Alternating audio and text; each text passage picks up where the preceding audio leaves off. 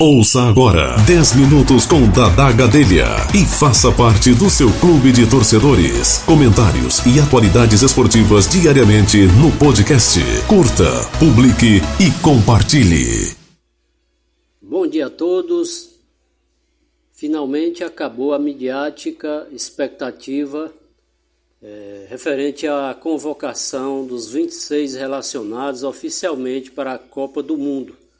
O técnico Ancelotti declinou ontem os 26 nomes, incluindo principalmente o nome de um jogador que era aguardado dentro de uma expectativa muito grande. Os desportistas, houve choque de opiniões e a divisão de opiniões no país inteiro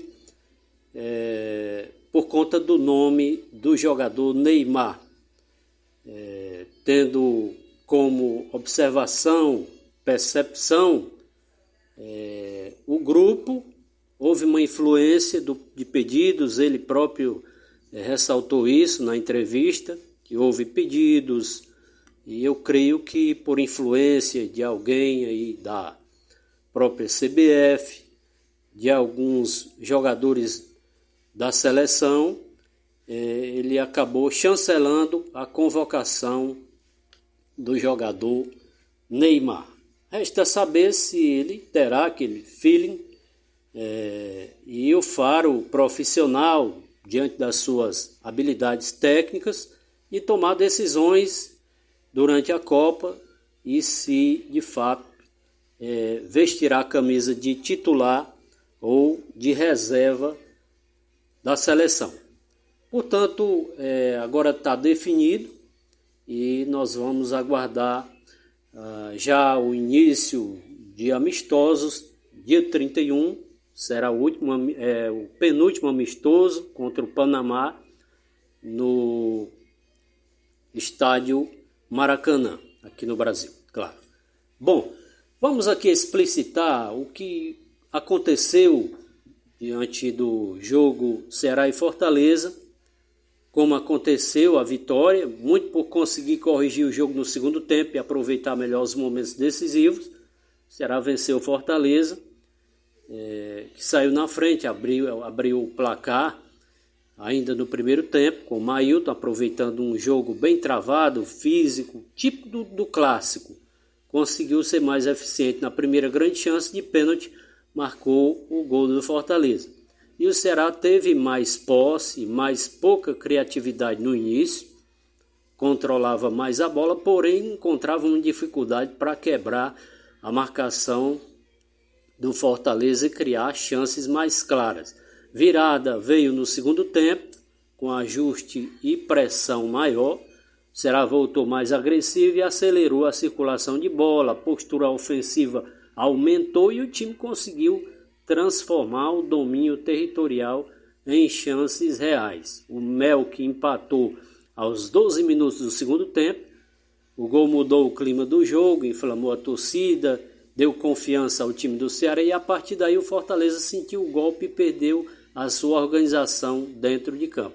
10 minutos depois do empate, o Ceará aproveitou seu melhor momento emocional e tático para virar o jogo, através do jogador Júlio César, que marcou a virada aos 22 do segundo tempo, numa bola de escanteio, bola aérea na área do Fortaleza, e ele tirou proveito disso. O Ceará ganhou porque teve mais capacidade de reação, cresceu fisicamente e emocionalmente após sofrer o gol e dominou o segundo tempo. Já o time do Fortaleza começou melhor, digamos em eficiência, mas caiu de intensidade e não sustentou a vantagem. Além da vitória, o Ceará ampliou a sequência sem perder para o Fortaleza a 15 clássicos, 15 jogos de invencibilidade. Isso aconteceu na década de 90 até 2001. Houve esse tabu por parte do Fortaleza, que venceu 12 partidas e 4 empates. Foram 16 jogos sem o Ceará conseguir vencer o Fortaleza naquela ocasião. Mas taticamente o jogo teve cara de clássico, mesmo muita disputa física, poucos espaços e um segundo tempo em que o Ceará conseguiu mudar a temperatura da partida. Esquemas e dinâmica do jogo, pelo comportamento em campo, o Fortaleza começou num desenho próximo de 3-5-2, variando para um 5-4-1 quando se defendia, não tinha posse de bola e jogava no 5-4-1, sem a bola. A linha defensiva mais compacta, com os dois volantes, o Sacha e o Rodrigo, protegendo o corredor central. E foi assim que nós observamos a partida, quando o Fortaleza tinha um bloco médio, tentando fechar passes por dentro, acelerar as transições.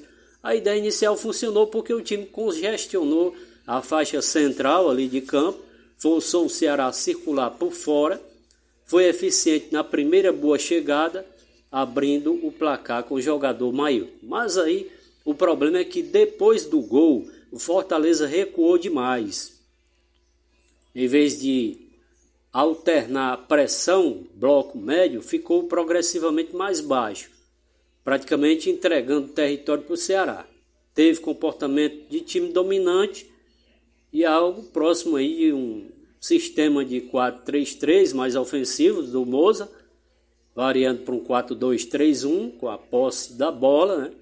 Os laterais mais altos, volantes sustentando a circulação, os pontas dando amplitude para largar a defesa do Fortaleza. No primeiro tempo, essa posse era mais estéril. Muita circulação lateral e pouca infiltração. O Fortaleza controlava bem a entrada da área por parte dos jogadores do Ceará. No segundo tempo veio o ajuste principal do Moza, que voltou mais agressivo, e a circulação mais rápida, a ocupação melhor nas entrelinhas ali. Isso fez o Ceará empurrar o Fortaleza para perto da própria área e transformou o volume numa pressão real, onde o Ceará venceu taticamente, na nossa opinião. Pressão territorial, após o intervalo, o Ceará subiu as linhas, passou a recuperar a bola, digo mais rápido, né? Isso impediu o Fortaleza de respirar e encaixar contra-ataques, que era a proposta da equipe. Na prática, o Fortaleza roubava e devolvia a posse rapidamente. O Ceará mantinha ataques até em ondas, e esse padrão costuma ser sufocante num clássico, principalmente. A melhor ocupação do corredor interno no primeiro tempo, o Ceará rondava muito por fora, né? No segundo tempo aproximou meia e atacante entre volante e zagueiros do Fortaleza, e o empate veio através do Melk. Nasceu muito dessa melhora de presença ofensiva na zona de definição. Momento emocional bem aproveitado. Depois do 1-1, o Ceará percebeu o abalo do time do Fortaleza e acelerou, em vez de administrar, atacou o momento psicológico do Fortaleza. E a virada veio exatamente com Júlio César, justamente nesse intervalo de desorganização do Fortaleza, erros, recuo excessivo após abrir o placar, e foi provavelmente o maior erro do time do Fortaleza. Depois do 1-0, baixou demais as linhas, aceitou defender por longos períodos e abriu mão de manter a posse para esfriar o jogo. Resultado, convidou o Ceará para crescer. Em clássico, meu amigo, defender 60 minutos, baixo, e pedir para sofrer. Saída de bola sem sustentação. Quando recuperava a posse de bola, faltava apoio próximo, o atacante isolado, né, os meias distantes, e havia pouca conexão entre a defesa e ataque. A bola voltava rápido para o Ceará, ou seja, o Fortaleza defendia, recuperava e devolvia. Uma queda de intensidade física, mental. Após o empate, o time pareceu sentir perda de compactação, marcação menos agressiva, tomada de decisão piorou. O segundo gol do Ceará aconteceu muito porque o Fortaleza entrou em fase de descontrole emocional e estrutural, tá? Nós podemos apontar aí pelo Ceará o Melk, foi decisivo pelo gol e por recolocar o time no jogo, cresceu no momento crítico, né? O Júlio César pelo oportunismo, a leitura do espaço no gol da virada de cabeça. Os volantes do Ceará foram fundamentais, o Dieguinho muito bom na marcação para sustentar pressão e impedir transições, e o jogador Mailton foi o melhor no individual ofensivo do time do Fortaleza, porque aproveitou chance e abriu o placar no setor defensivo. Do primeiro tempo foi sólido, mas caiu bastante após o intervalo. O Ceará venceu porque teve mais volume, ajustou a circulação e pressão no segundo tempo, cresceu emocionalmente após o empate e acabou saindo vencedor. Fortaleza perdeu porque confundiu vantagem com necessidade de abdicar do jogo. Recusou demais, não conseguiu sair da pressão após sofrer o empate, e o Fortaleza até montou um plano inicial funcional, mas depois do gol jogou como quem queria congelar o relógio aos 25 do primeiro tempo, e o clássico raramente perdoa esse tipo de postura. Essa a nossa avaliação, e vamos agora ouvir informações ao nível nacional com Bruno Mendes. O técnico Carlo Ancelotti convocou os 26 jogadores do Brasil para a Copa do Mundo e Neymar foi um dos relacionados. Os convocados, goleiros Alisson do Liverpool, Ederson do Fenerbahçe e o Everton do Grêmio. Defensores, Alexandre e Danilo do Flamengo, Bremer da Juventus, Douglas Santos do Zenit, Gabriel Magalhães do Arsenal, Ibañez do Al-Ahly, Léo Pereira do Flamengo, Marquinhos do Paris Saint-Germain e Wesley da Roma. Meio-campistas, Bruno Guimarães do Newcastle, Casimiro do Manchester United, Danilo do Botafogo, Fabinho do Al-Ittihad e Lucas Paquetá do Flamengo. Atacantes, Endrick do Lyon, Gabriel Martinelli do Arsenal, Igor Thiago do Brentford, Luiz Henrique do Zenit, Matheus Cunha do Manchester United, Neymar do Santos, Rafinha do Barcelona, Ryan do Bournemouth e Vinícius Júnior do Real Madrid. Carlo Ancelotti respondeu muitas perguntas sobre o Neymar, dentre elas, se ele vai ser titular na Copa. Quero ser claro e limpo e honesto.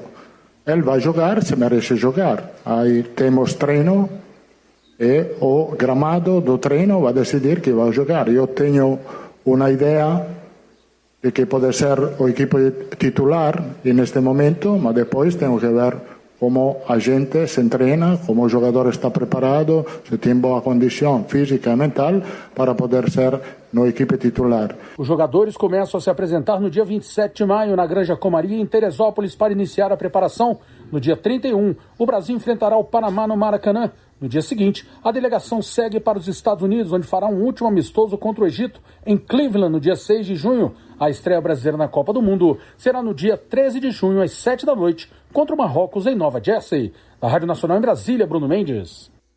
Ok, agora você, como ouvinte do nosso podcast, é a pessoa mais bem informada em tempo real, tá? E nós vamos dar sequência falando um pouco mais do Fortaleza, que volta a campo nesta quarta-feira para enfrentar o Sport Recife pela Copa do Nordeste. Em outro episódio nós iremos exatamente destacar esse jogo que é muito importante para as pretensões do Fortaleza. A todos, valeu, até o próximo.